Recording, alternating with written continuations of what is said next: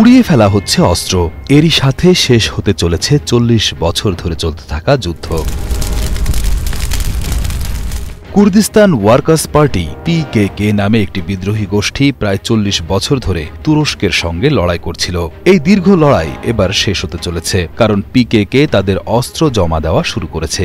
এই ঘটনাটি ইরাকের উত্তরাঞ্চলে কুর্দিদের এলাকায় ঘটেছে, যেখানে একটি ছোট অনুষ্ঠানের মাধ্যমে এর সূচনা হয়। এই লড়াইয়ে এখন পর্যন্ত ৪০,০০০-এর বেশি মানুষ প্রাণ হারিয়েছেন, তাই এই শান্তি প্রক্রিয়া অনেক বড় একটি ঘটনা। অনুষ্ঠানের দিন সেখানে ইরাক ও কুর্দিদের বড় কর্মকর্তারা যেমন ছিলেন, তেমনি তুরস্কের কিছু কর্মকর্তাও উপস্থিত ছিলেন। নিরাপত্তার জন্য অনেক আয়োজন করা হয়েছিল। PKK সদস্যরা তাদের অস্ত্রগুলো, যেমন AK-47 রাইফেল, কারো হাতে তুলে না দিয়ে একটি বড় পাত্রে রেখে পুড়িয়ে ফেলেন। এটি একটি প্রতীকী পদক্ষেপ, যা বোঝায় তারা আর সহিংসতার পথে হাঁটবে না। তুরস্কের প্রেসিডেন্ট রিসেপ তাইয়েপ এরদোয়ান এই পদক্ষেপকে স্বাগত জানিয়েছেন। তিনি বলেছেন, এই সিদ্ধান্তের ফলে তুরস্কের পায়ে যে রক্তাক্ত শিকল পড়ানো ছিল তা ছিঁড়ে ফেলার সুযোগ এসেছে এবং এটি পুরো অঞ্চলের জন্যই মঙ্গল বয়ে আনবে।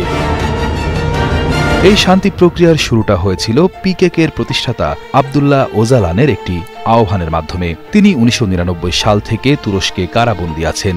গত ফেব্রুয়ারিতে তিনি তার দলের সদস্যদের অস্ত্র ছেড়ে দিয়ে স্বাভাবিক রাজনীতিতে ফিরে আসার আহ্বান জানান। তার এই আহ্বানের পর PKK মে মাসে তাদের সশস্ত্র সংগ্রাম বন্ধ করার ঘোষণা দেয়। আবদুল্লাহ ওজালান এই মুহূর্তটিকে সশস্ত্র সংঘাত থেকে গণতান্ত্রিক রাজনীতিতে একটি ঐতিহাসিক উত্তরণ বলে অভিহিত করেছেন।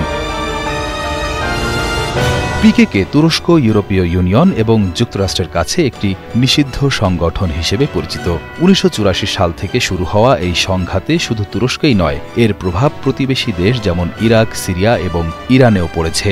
এই দীর্ঘ সহিংসতার কারণে তুরস্কের দক্ষিণ পূর্বাঞ্চল থেকে হাজার হাজার কুর্দি তাদের বাড়িঘর ছেড়ে অন্য শহরে চলে যেতে বাধ্য হয়েছিলেন। এই অস্ত্র সমর্পণের মাধ্যমে সেই রক্তক্ষয়ী অধ্যায়ের সমাপ্তি ঘটবে এবং এই অঞ্চলে শান্তি ফিরে আসবে বলে আশা করা হচ্ছে।